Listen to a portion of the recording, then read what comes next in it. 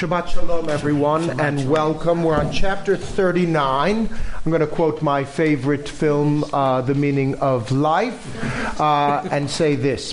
Sex, sex, sex. Where were we now? Do you remember that scene? Anyway, we're going to be in PG-14 territory. Everyone's over the age of 14 here. Good. Well, in some senses, I guess. And I will I won't bury the lead. I'll be very explicit here. This is the intermezzo chapter, much like an opera when you have Act 2, Scene 1 in Shakespeare. This is a side accounting of Joseph's story.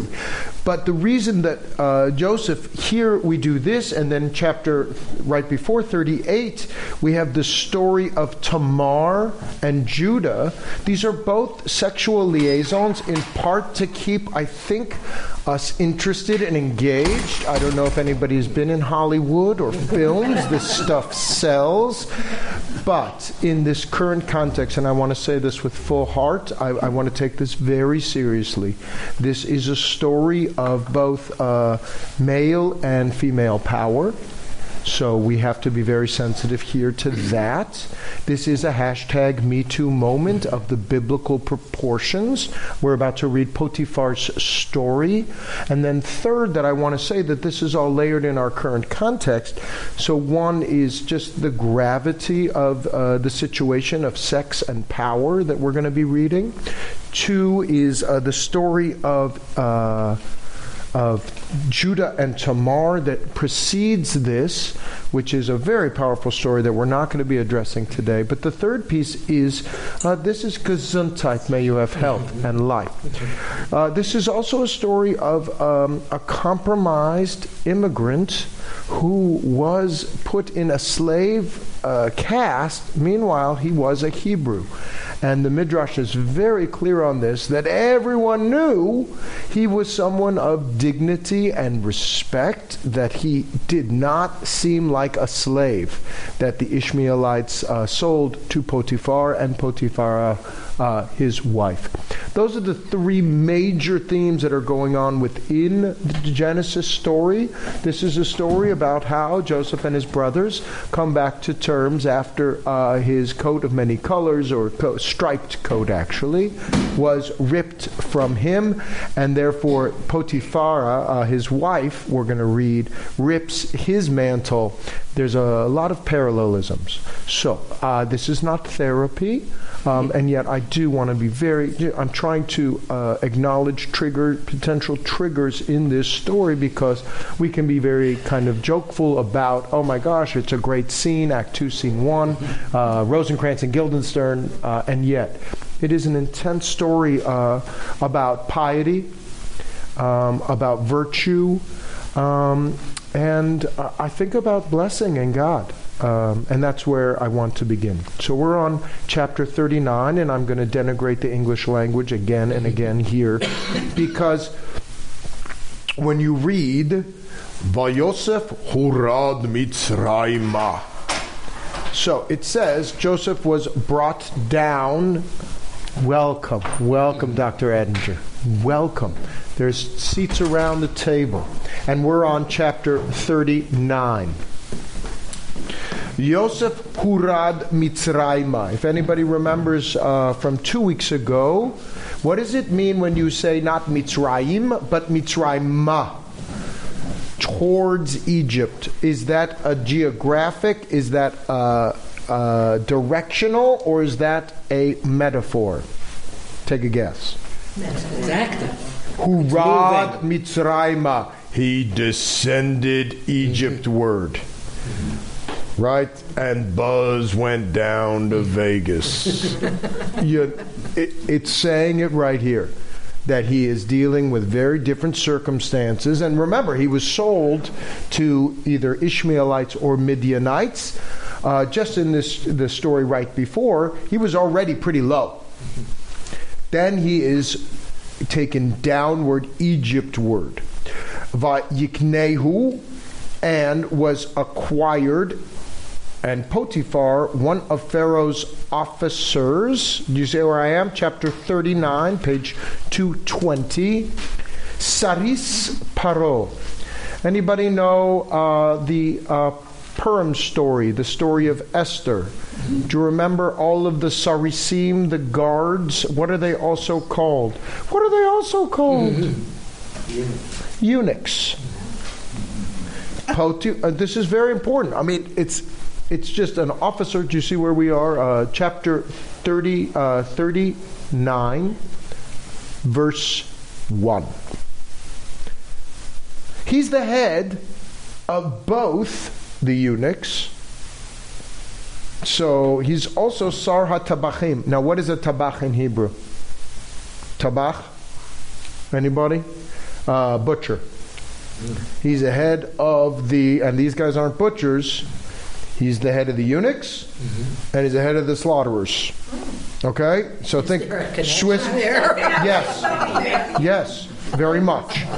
Very much, that the eunuchs were the guards. Now, another one of my favorite movies, History of the World Part 1. Thank you, Rabbi Brooks, for his genius. Do you remember when there are all of the eunuchs there, and there's one, he pretends not to be a eunuch, and yet he's clearly a eunuch, and these are all of the... Now, that's a Roman context. This is anachronism. But that's the setup in the first line. He's descending to moral depravity in a context of moral depravity. And who picks him? Not only the head of all of the eunuchs, and Ish Mitri, he is an Egyptian. They're really being specific. And he is also Huriduhu Shama. Okay, who brought him down there. Do you see there's a double descent? We're going down. We're going down. Yes. Michael, just in the historical context, were eunuchs always made eunuchs to keep them from being attracted or able to do anything with women, to keep them more docile, to so take away it their does power? not. So absolutely, it's the actual. This is a much longer conversation. No, they're not docile. To be castrated like that actually can increase your testosterone. It's not having its natural mechanism. Have no power to do anything about it, really. Well, they have no sexual power. And there, if you are the head of the eunuchs and you are the wife of Potiphar and he is the head of the eunuchs, the metaphor is clear. This is Potiphar's wife who is trying to ensnare Joseph. Now, was it done? Was it done to control?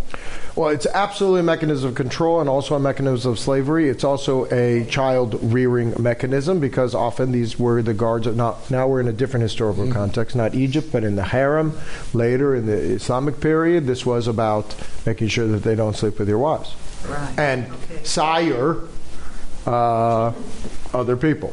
This is now, okay, so if you thought I was getting into R, now we're into NC 17. Okay? Vayehi Adonai et Yosef. Now, we're on verse 2. Before I get into the real risque stuff. So, someone read the English for me on verse 2. But Yud-Heh Vav-Heh was with Joseph. And now I'm going to read the Hebrew. Vayehi Adonai et Yosef. Does it say, and God was with Joseph? It's not even an and, right? It's a miss. If you really read the translation right, Vayehi Adonai et Yosef, and Joseph was God. Et Yosef. Wow. Yeah. He was none other than the imprimatur of divinity. Now I'm going to get... Yeah, in reconstructioning by a text, he clearly was, and the Midrash is very clear about this. Potiphar knew it. Potiphar's wife knew it. They wanted to cohabitate. Remember, Abraham, this is going back to the Abraham story, the head of Egypt, the king of Egypt, really did want to sleep with Abraham's wife, and Abraham was trying to set that all up. They love God. God's a hero. Adonai is a super deity within this context. But Vayehi Adonai et Yosef, and he was God. It's almost he was godded. Do you see that? God is a verb, right? This is a real interesting mistranslation. Was with Joseph. Now, is it a mistranslation, or is it that Joseph was in a place where he could have divinity sitting next to him? so sitting next to him already implies a guiding. Joseph can be walking, that's a verb, or Yes. guiding. Guiding. He is, and he's a diviner. And it really is in part of his dreams. This is a real challenge. Like, is God descending on him like Jacob? Remember the ladder coming up and down. God was on him. Now Joseph, it's internalized. And so within this is a real beautiful, not just metaphor. I think this is not a metaphor. This is that Joseph was divine. Yeah, and so his coat and all the externalities of divinity, of priesthood, really were manifest in this text. This is the narrative. This is not what we see. This is telling us God is not just with Joseph, but Joseph is divine. What does that mean? So not only someone who can tell the future, he was the moral arbiter of this world in Egypt. That Joseph had not just God with him, but it is telling us that God is part of him. He was godlike. I won't. Only more than that. I'm taking out the like. Or more like Jesus. So that is, yes, perhaps, but yeah, walking on earth, walking divinity. Which is so interesting, but unlike Jesus, which, unless you want to do the later stuff with Mary Magdalene and whether he was there, he is in this priest and prophet kind of mode of being in a very uncomfortable place and being and I want to just be even starker about it, agent of the divine. Now, So are other previous patriarchs being described as? No. Is it the first time? This is really, because as I said, Abraham is being taken out. There's a revelation there. Isaac, no, we don't hear God in Isaac, let alone with Isaac. He's just walking in the fields. Jacob is forced as he's fleeing to hey, hold on. God is on top of you. And Joseph, and I can say this for a moment, some people radiate a sense of chen. Chen, grace. What has he done to deserve it? What have any of them done to deserve this? What does the child do to deserve that kind of love from a mother? Or his dreaming powers, Yeah. or he's just gorgeous. I mean, let's just stop for a second. He's beautiful. He's pretty. I mean, we're going to get there. That's the next paragraph. All right, I haven't even gotten to the NC-17 stuff yet, George. So just wait. It's coming. I'm waiting. Vayar Adonai ki Adonai ito. Because now the master saw that Adonai was with him. But now do you see that there's more power in the Hebrew to say Joseph was God, Joseph was divine, but the Egyptian master saw that Adonai was with him. And what did that mean? What did it mean to see that God was with him? V'chol asher hu oseh, Adonai matzliach beyado.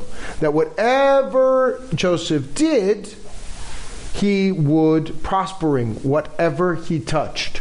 So now we have a Midas thing. But so then for the Egyptian side, for Potiphar, it is outcome based. What is successful? Meanwhile, was Joseph in the last chapters necessarily successful? No, he was thrown in a pit. His brothers are really... So it's being a slave with that. And into slavery, which is really the kind of foreshadowing of the Exodus and the Egypt story. So, and yes. Micah, aren't you possibly overreading this? Oh, absolutely! I'm going on a lim here. It's certainly consonant that an Egyptian could look at a Hebrew and have a godlike feeling about him. Another Hebrew wouldn't look at that in any way near like that. So this is So let's just, historically, we just got Joseph and his Almost brothers. like magical powers. You must have God in you to have these powers. But what's extraordinary about it, welcome, there's plenty of room, always. Yeah? But, yeah. What's extraordinary is, and the reason I'm over-reading it, is we're reading it with modern eyes. How could he be God? How could he be a divine? And on the Egyptian side, we're thinking of vis-a-vis Exodus, which is like, my God's better than your God. In Genesis, it wasn't my God's better than your God. It was a co-opting kind of situation. It was the ziggurat that we talked about. Hey, come join the pantheon. And there's kind of suggestion, and this is on the limb, Egypt liked our God more than even their own gods. Yeah. And now you can say, yeah, no problem. But that's pretty big for knowing what we know of Exodus and slavery and the hard work and labor. And this I just want to say, and this is why, welcome everyone. We're on chapter 39. We're doing the Potiphar, Eshet Potiphar's story, the wife of Potiphar. And when I see, the faces of people who were sold from one to another, from the Ishmaelites to the Midianites, and as we're reading these stories about the current kind of situation, I'm not talking about security and borders and walls. What I'm talking about are these individuals, almost 5,000 individuals.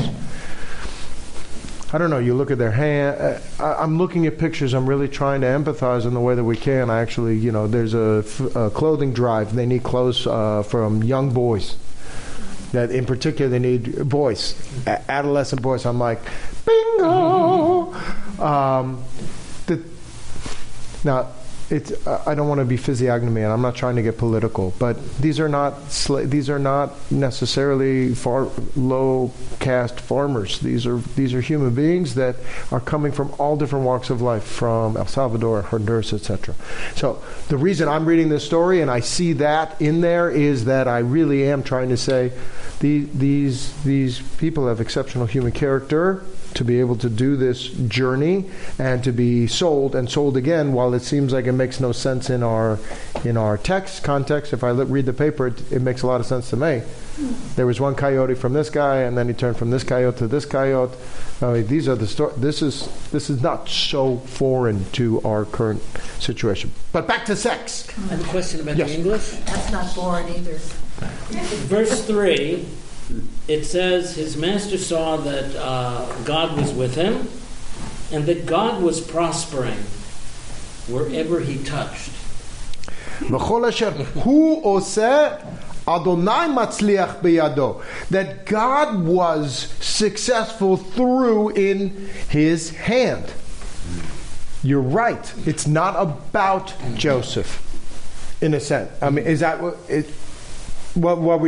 is interesting to you? The question of whether it's Joseph or God, or a combination of the two, or God working through Joseph, or it's a little combo. Yeah, I just didn't actually totally understand the English. How you could say God was prospering. Whatever he touched, right? Adonai prospering. God doesn't prosper. God, that's a human. Prosper is not a verb. Right. Prospering. So that's why the context is very. I can't say you can't say I am prospering. Yeah, I guess maybe that whatever he did was showing God. Welcome, Audrey. That God was enriching whatever he touched. I'm not sure what it says in English, but what does it say in Hebrew? V'chol asher hu oseh, and all that he does, Adonai To the he succeeds well.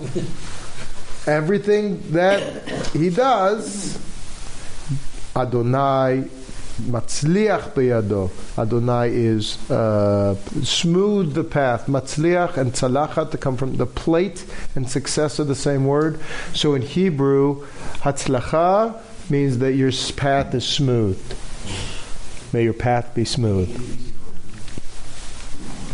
And we also know this in real life, the halo effect, perhaps. I'm just really seeing him as a pretty, just such a beautiful child that just doors open up. Just doors open up. Had the magic. Yeah. Well, yeah. The stars open. And back to the brothers, the tremendous jealousy that you can have from that. That builds a tremendous animosity. And then what did he do? He's a pretty beautiful child who has these beautiful dreams. Oh, why does he always get the best slice of cake? Okay. I didn't have that problem. But, again, sex. Okay. 4. Chapter 4. Verse 4. Vayimsa Yosef chen be'einav. And he saw, and Joseph found favor in his eyes. Vayisharet oto. And he put him in authority over his household and placed all that he had in his hand. Now, okay, you ready, George, for the NC-17? He's the head of what? Potiphar. He's the head of who? Whom? Eunuchs. Okay. He puts Joseph in charge of all of his household, which would be the head of all the eunuchs. What are we supposed to imply from that fact? Either... Or the eunuchs aren't necessarily in his household. He's in charge of the eunuchs. The eunuchs may be someplace else. The household presumably would separate. Oh, okay. So he's at the villa, but like work job, he's not in charge of the work job. So I'm trying to. I know I'm on a ledge here. Okay. And I got Midrash to back me, so it's a good story. Okay. What are we implying here? Because he certainly didn't snip Joseph, because we know he has Osnat, he gets married and he has 2 kids. But what is the implication, perhaps? This is where the Midrash goes. That he is the head of the eunuchs, therefore he was that beautiful asexual child. Well, did he make him head of the eunuchs or head of the household? They're not the same. Well, depends how you define Beito. He could be chief of staff. I mean, he's got a large organization. Yeah, I'm just saying, but the staff... Household and owning Yeah. all that he owns. Right. And at that point, they own wives and everything. Well, then why would you lay it up so clearly that he's Potiphar, Saris Paro, Sarat Abachim, that he's the head of these guys? This is where the Midrash goes, and I'm just going to tell you there are 2 Midrash. And it's very interesting, because one comes from Babylonia. You know, there's the Babylonian Talmud and the Jerusalem Talmud. So the stories from the Jerusalem Talmud, they were not wealthy. They were in a much meeker place within the Middle Eastern world. The Babylonian Jews were quite successful. They had tremendous yeshivas, and they built these, and they were much, much yangier. So that the Yang says that he hid his force. Remember, he's 17 at this time, so he's just coming into his own adulthood. The Babylonian Midrash talks about how he has to, and because we're about to have this kind of sexual dalliance with Potiphar's wife, that he had to hide his sexual ferocity. Whereas the Eretz Yisrael says that this is an incredible midrash, and forgive me if I can't quote it fluently. It's very convoluted in midrash. Have you ever read kind of how Rabbi Bahu says, when Leah was about to have Dinah was going to be a male. Oh, by the way, this is predicated in the Talmud, Brachot 60a, on you are not. I love this. This is one of my favorite lines. If someone is pregnant, you can't pray after 30 days for a boy or a girl. Prayer in vain. Oh, wow. It's a prayer in vain. Tis what it is. Now, in this current parlance about gender identity, we can challenge that somewhat, and yet Joseph here is being seen as beautiful and in some ways asexual up to this point, and the Midrash goes crazy with this and says Dinah was supposed to be a male, but Leah realized that if Dinah was a male and between Zilpah, her handmaiden, that would be too many men, and therefore Dinah was switched to a woman, so that Joseph, who was supposed to be a woman, became a man. How old was Joseph in 17 in this story. And we know that. So is being asexual that unusual at 17? Yes. Yes. You know any 17-year-old boys? And that's before milks with hormone. I'm kidding. Okay. But I've been to Egypt a few times and seen a lot of pictures of royalty, kings, and the pharaohs and everybody, the leading figures, are all made up with eyeliner and so this is a common thing. Absolutely, and we're going to get that in just a few lines. I don't want to skip because it's so good. From the time he gave him authority over all his household and, as Amy said, and all that he owned, which is clearly trying to say this is not just domestic, I think. Adonai blessed the house of the Egyptian on the account of Joseph. The blessing of God was on all that he owned in his house. And as long as Joseph was with him in the house, uvasadeh, and in the field. And he left all that was in Joseph, and he left all was his in Joseph's hands. Now it says, V'lo yada ito me'uma ki im halechem. He didn't leave out even a morsel except his bread that he ate. Now, that's a metaphor, except the food, the Midrash is very clear, except his own loaf, which is his wife.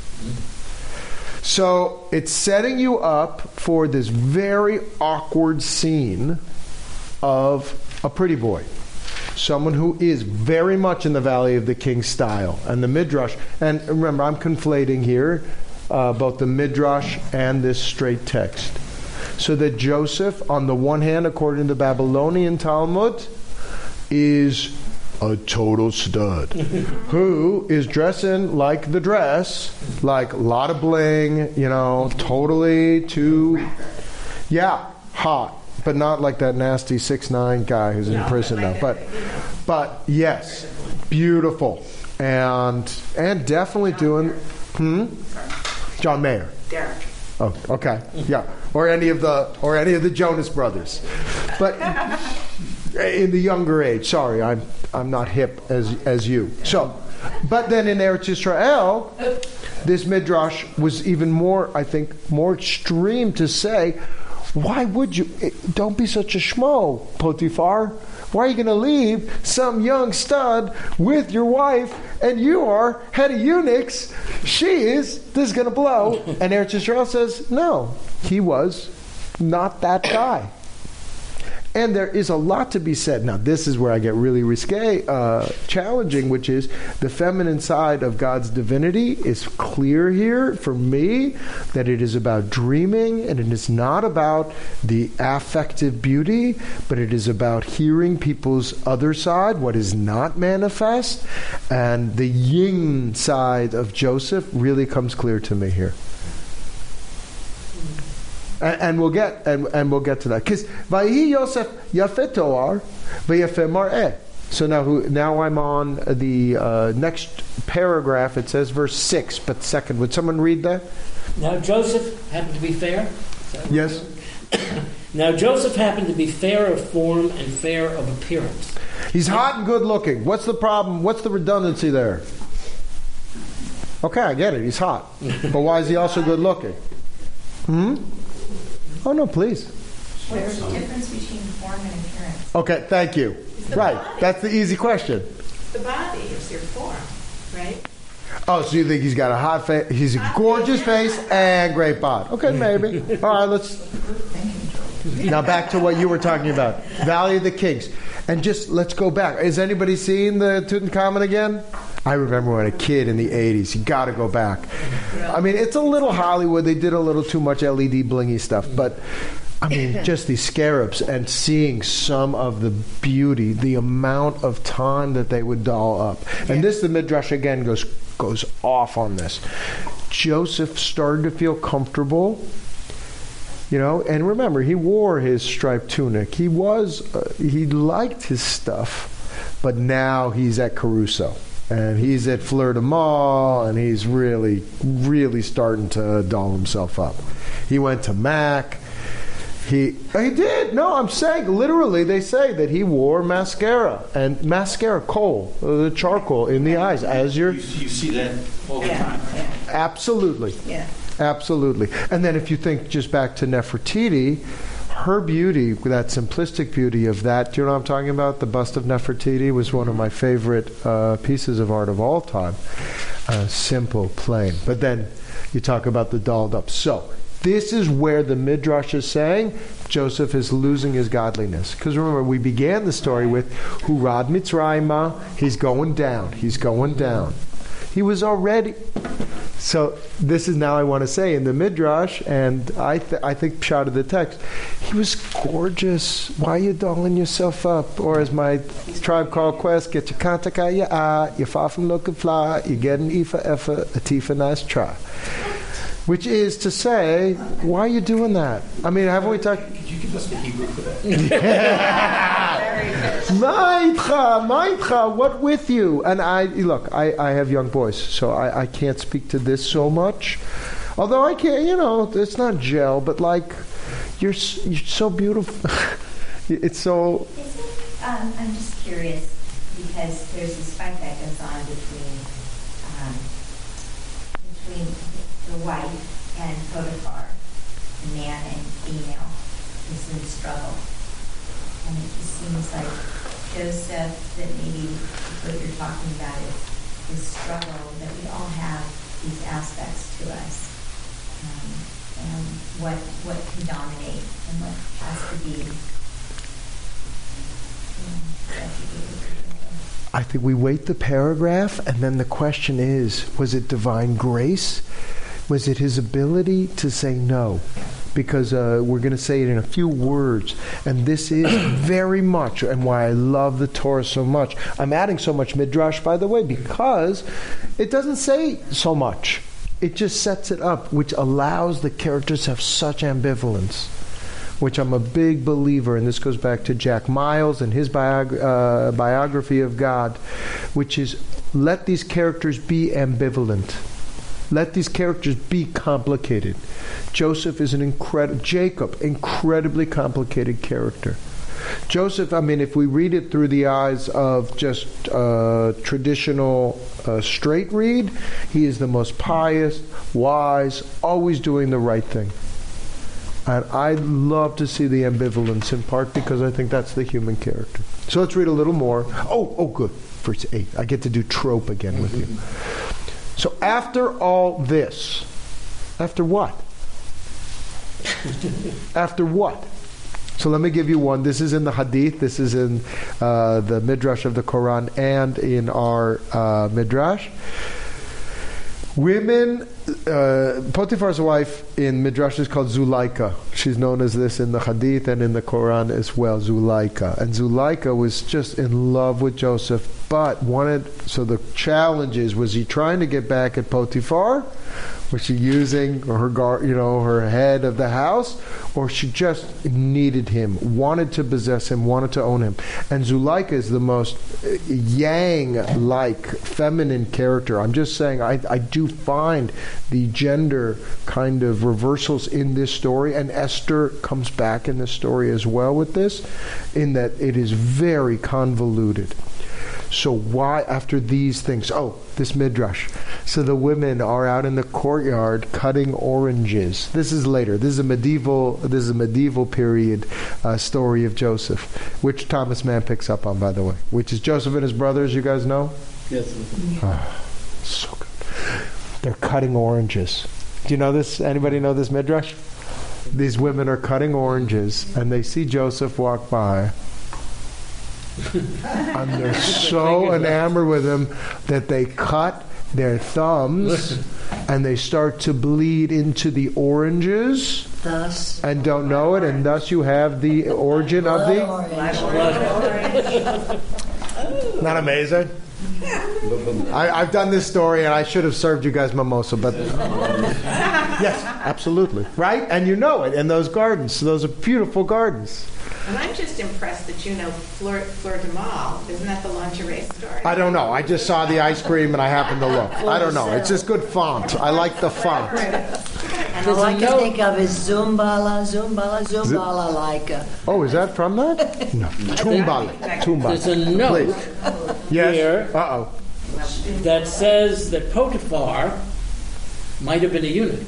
That's why I was wondering about that. Oh, yeah. I It says on page 221, Cerise Paro, The noun saris means either a eunuch or an official. Potiphar's wife's attraction to Joseph and her attempted seduction of him might seem different if her husband were understood to be a eunuch. And I think he got fat. He paid attention to nothing but the food he ate. So Potiphar clearly was ignored. Now we can talk real life. yeah. Sometimes couples in this time of life ignore the beautiful reason that they came together, and he is definitely doesn't have his eye on the ball. He sees Joseph, and Joseph's in charge of everything, ki im alechem, except for his loaf. But this is the setup.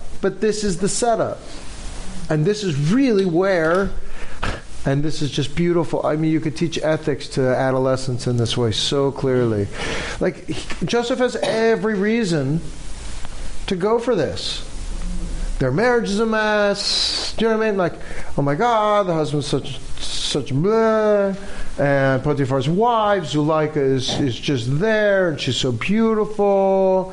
And what's Joseph doing? And why not? And why not? So, V'tisa eshet Adonai v'teineha. So she looked up. El Yosef. She looked up? Well, she looked up at him. Now, what that means, but she's not just looking up. Could she have been in bed? Look at the next line. Right, what does it say? What's the next line? Right before verse 7. Lie with me. So where is she? She's in bed. Oh, really? She's like, She looks up. Hey. and not just lie with me. Shichva, have sex with me. Give me your progeny. Now I want to loop back to the story that we never want to talk about because Abraham's supposed to be so pure and perfect. He pans off Sarah twice to the Egyptian king to try to get royalty into the Hebraic system. That union, that merger. They know God's good. So now, don't think of Potiphar's wife as just being well, I was going to say Catherine Deneuve. No, I'm kidding. The Julia Pinoche. Who were those guys? Balance ton porc? Those guys, the French. What? She was unsatisfied, but she also could have been a political genius here, which is her husband's a eunuch. Yeah. She's trying to get power and positioning. So I read this tale very different. And now I'm just trying to unpeel the onion for you. So who's in power, who's not in power, right? I mean, and this is why the Esther story, it's got nothing on this. Because it's much more elegant. It's just a much more elegant text. But her husband could have been a eunuch. Could you marry a eunuch? Or was he eunuchized after they got married? Well, I agree with you. I don't think he is a eunuch, but he's head of all the eunuchs. Now, the head of all the eunuchs to look at Joseph and be like, yeah, that's okay. You be, what was it, Gregory Hines? You be Gregory Hines. Go in there in my house. Like, come on. There's something... Right. So either he's adult... or he's setting it up too. Which, then I go back, oh my God, are you guys like, what? I believe that back in the first chapter of Genesis, when Abraham allows them to, and then God breaks it up, then you have the next chapter of Exodus, where Moses is the prince of Egypt, but he's adopted and all that. The double play that he is both adopted and potentially the child of the Egyptian king. In our more tribalist notion, we can't think that way, but in a more reconstructionist progressive notion, you can think, absolutely, I am the son of kings. So it's a much better story. If you think about a narrative structure, that he was adopted, but he truly was the real son. And then Ramses is fighting with his fake brother, but it's not really his fake brother, it's his real brother. And in fact, he's the one who should be king of Egypt. But we can't read it that way. Don't read it that way. The rabbis forbid it. There's a trade going on between the two civilizations. I mean, the Jewish people. Absolutely. And who was the intermediary at that? Who were the Jews? The Midianites. The ones, the Ishmaelites. Yes. I think it's divinity versus royalty. Oh, that's interesting. Yeah. Perhaps. So the Hebrews, they bring in the divinity, and the Egyptians need it more than they have, because they have so many gods. The more you have, the more powerful you become. And then the Hebrews, the peasants, they needed royalty to become higher. So that's a co-option. That kind of union is so frightening to us. I mean, we're talking about our enemies. And yet, if we look at civilization, we exchange. Royal families have done this for centuries. Yeah. Mix for various reasons. Territory, wealth. Oh, don't we know it? Now, I want you to look at first Hebrew. I don't care if you know Hebrew or not, although I do. Hebrew is so important. It's so okay. Verse 8, first word. Vayimaen. Now, third word on verse 8 in the English. Refuse. Now I want you to see on top of the ma'ain, do you see on top of the aleph, the 1, 2, 3, 4th letter? Do you see that trope? That's a tlisha. It's only used 4 times. Anybody Torah readers here? Mickey, do you know the Torah? Do you see it? It is a very rare. It goes up 4 times. Vayimaen. That's how he refuses. So now I'm asking not what the text is saying, but what is the trope saying when he refused? If you wanted to... Big time. Refuse big time. Repetitive. No. 1,000 times no. Or, okay, that's 1. 1,000 times, yes. And that shows his stoutness. And actually the Midrash, you know what it says? It says, he dug... It's the dead cat's version. He basically stuck his hands into the ground and tried to get himself calm by thinking of his father and his father berating him and saying, you won't be on the shield of the 12 tribes if you do this. What kind of boy are you? This is what he said by you. Because remember, she's lying. She lie with me. I mean, this is really... So that is one that it's a repeated. That's a good midrash. There's another one that's even... But back to this ambivalence. That's it. I mean, he's well into puberty. He's 17. Right, and he's the head of the household.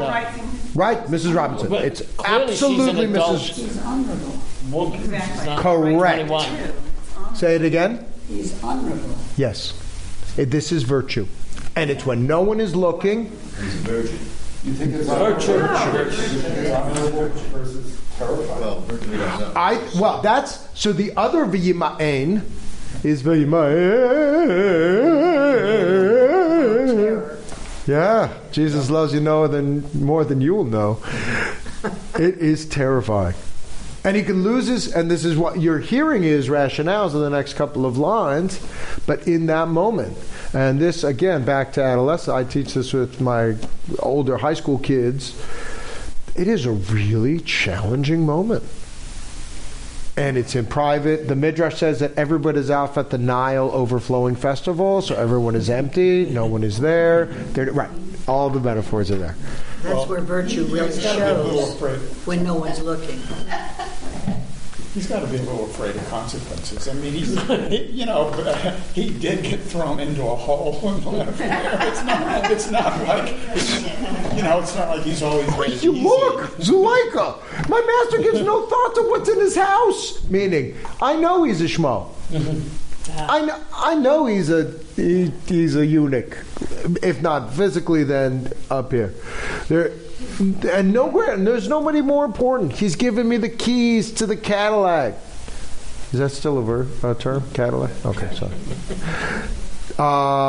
Other than you.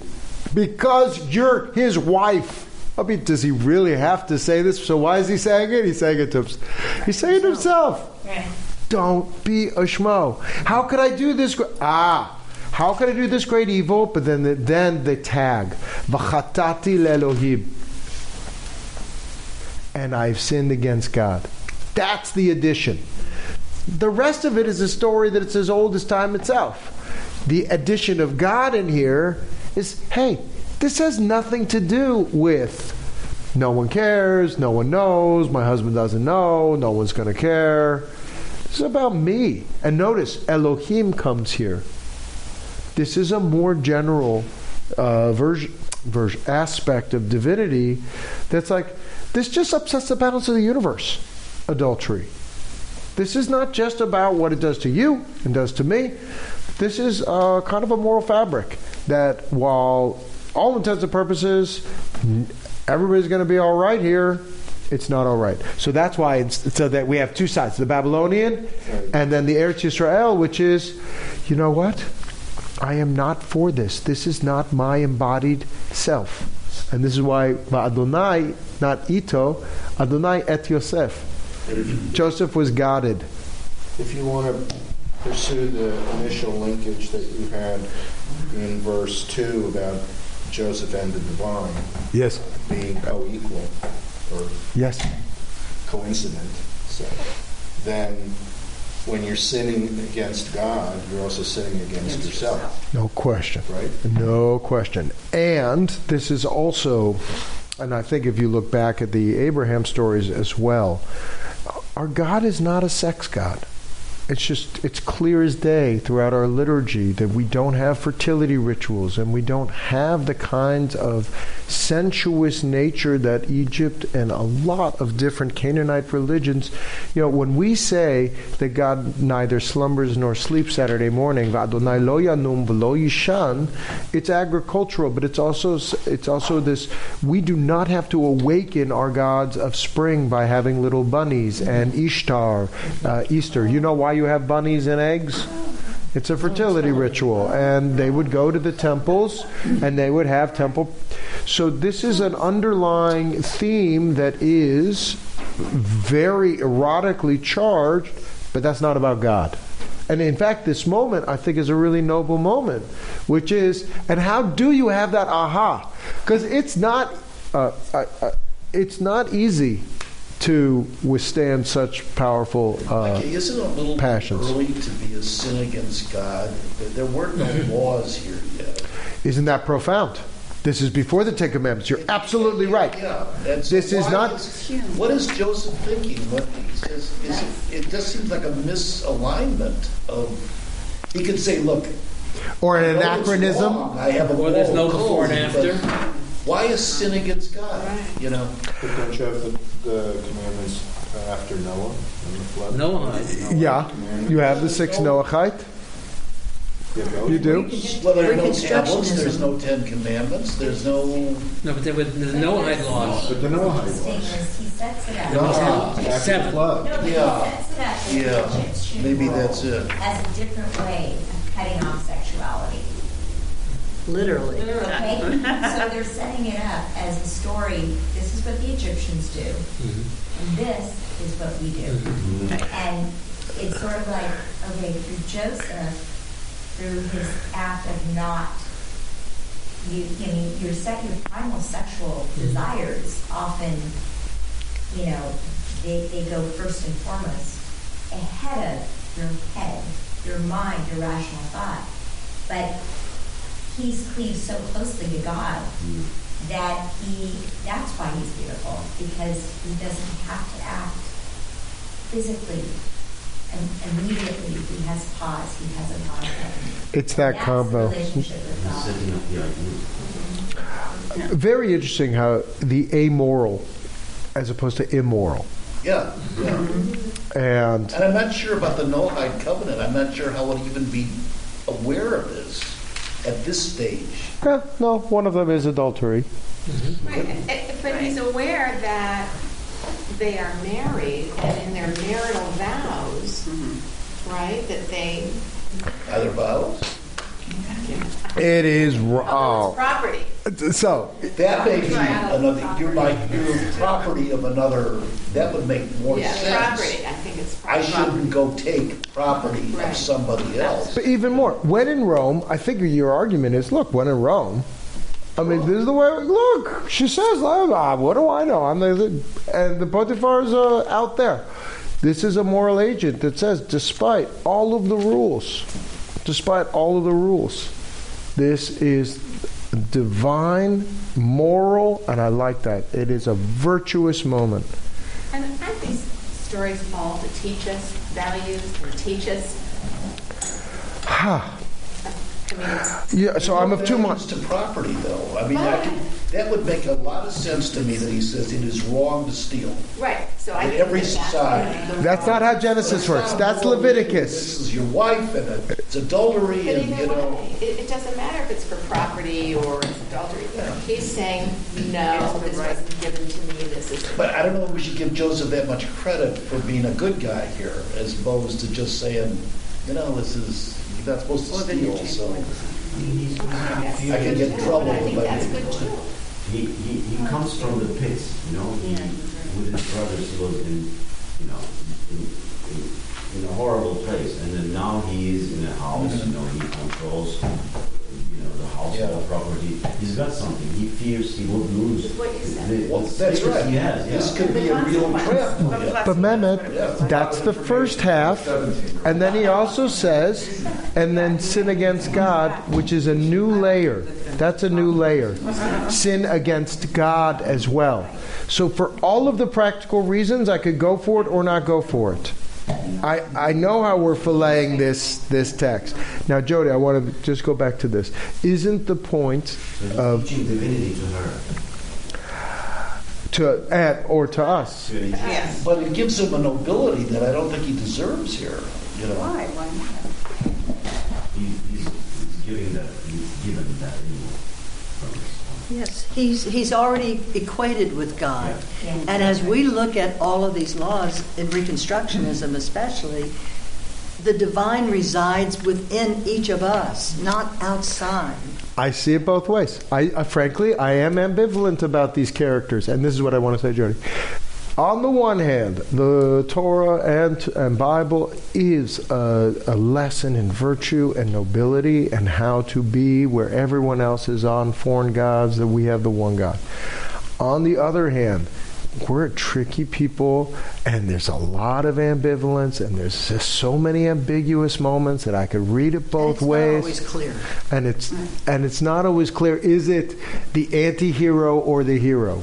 This is why I think the Coen brothers are the high priests of the biblical story. How about if it's his brothers, all males, and that collude to put him in a house?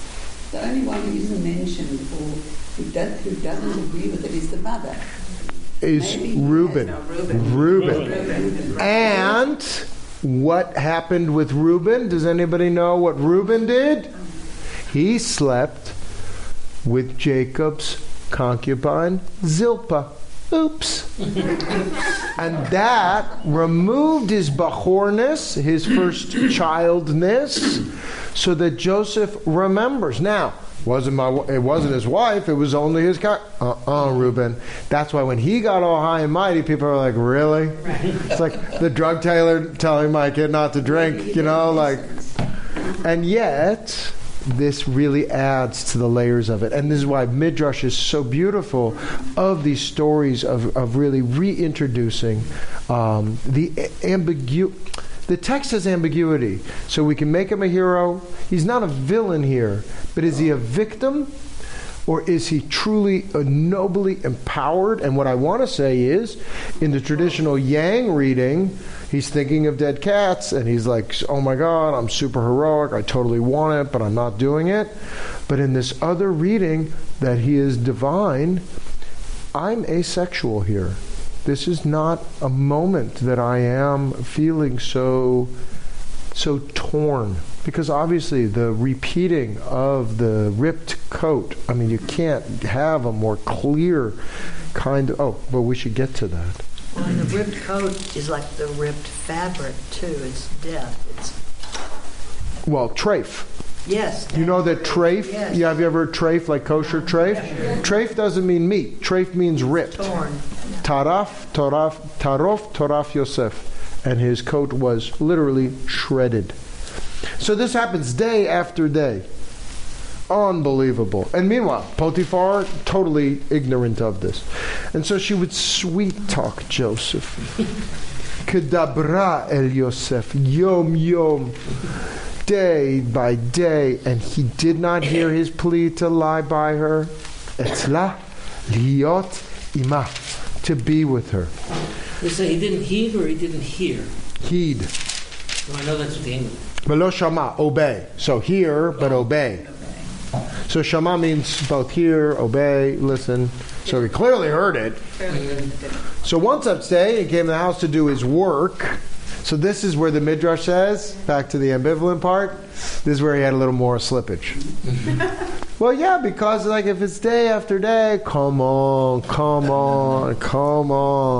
every day, tough. It's and it's a beautiful. It's kind of this hero's journey, but instead of this battle with demons and angels or wars, massive wars, we're in a house.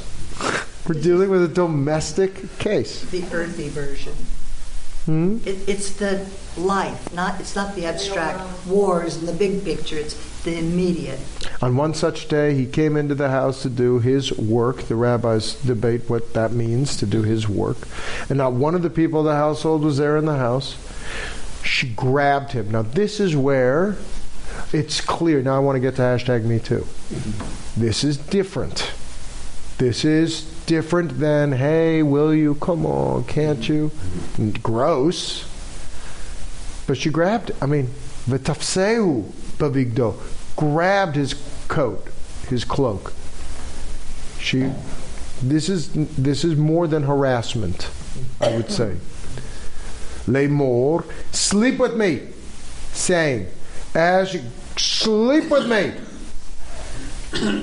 And he left his coat in her hand. Now, Vayanas yetze chutza, and fled and ran outside. Now, I read this as a comic moment as well as a very frightening moment. What's the comedy in it? It's reversal. Well, first, the role reversal for sure. But let's just think for a second. He's the nurse. He's the housekeeper. And then you grab her coat. What's left? Nothing. He ran outside naked. That's what I thought, yeah. Didn't you, when you read it? Absolutely. So it's both humorous, but in this current context, I'm just trying to be super sensitive to it. In this current context, it's like, I'm thinking back with Dominique Strauss-Kahn. Do you remember that? And that housekeeper of the hotel. Yeah, New York. Oh, yeah. She had to run outside. She's in the hallway. She doesn't know what to do. She runs into the housing closet and dials the phone. Oh my God, the back and forth on that. Would have been president of France. For sure. At a very important moment. Sarkozy won that election. Anyway, I'm sorry. That was far afield.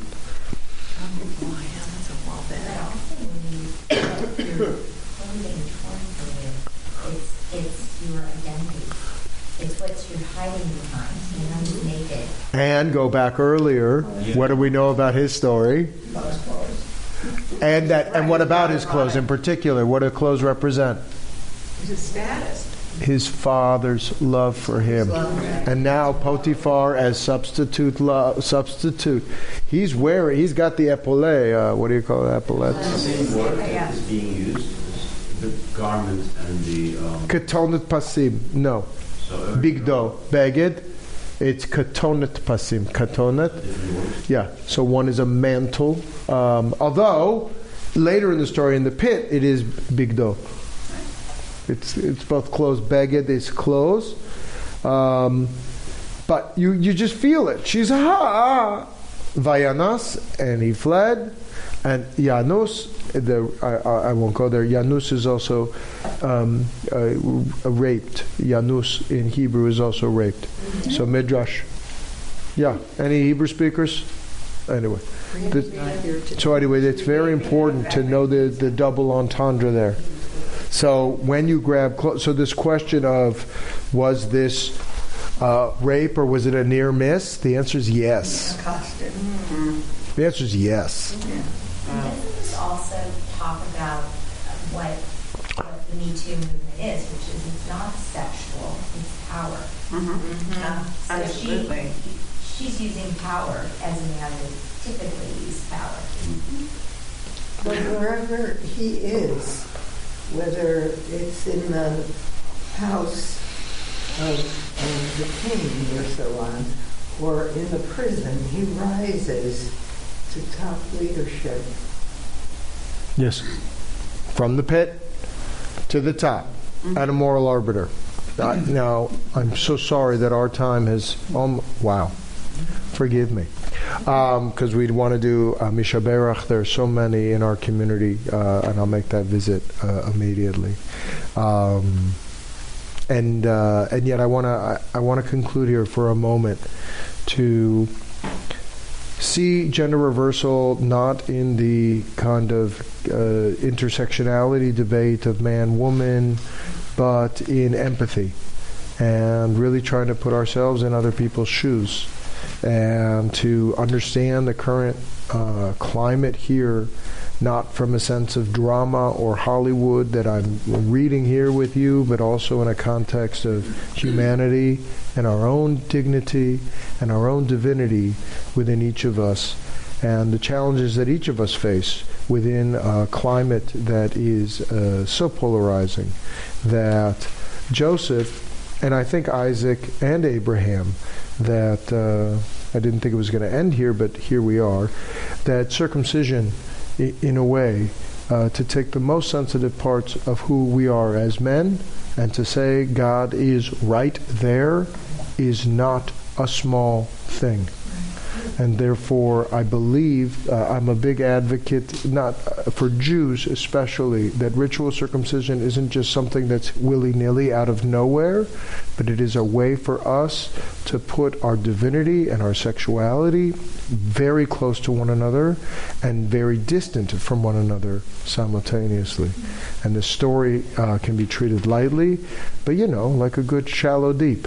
I'm shallow deep. It seems like a light joke, but deep down there's just so much going on, and I'm always so privileged to learn with you guys. It really makes Shabbat so special.